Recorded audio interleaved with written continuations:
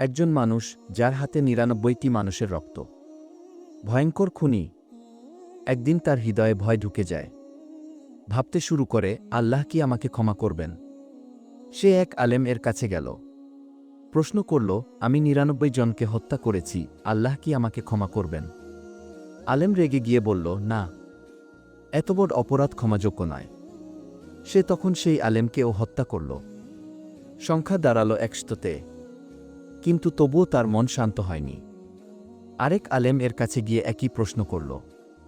সে বলল, হ্যাঁ, আল্লাহর রহমত অসীম, কিন্তু তওবা করতে হলে তোমাকে পাপের পরিবেশ ছেড়ে ভালো লোকদের দেশে যেতে হবে। সে সেই ভালো জায়গার পথে রওনা দিল। কিন্তু মাঝপথেই তার মৃত্যু হল। এখন প্রশ্ন, সে কি জান্নাতে গেল না জাহান্নামে?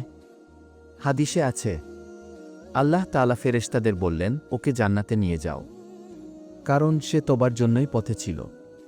শিক্ষা: আল্লাহর রহমত এতটাই বড় যে একজন ১০০ জনকে খুন করেও তওবা করলে তিনি তাকে ক্ষমা করেন।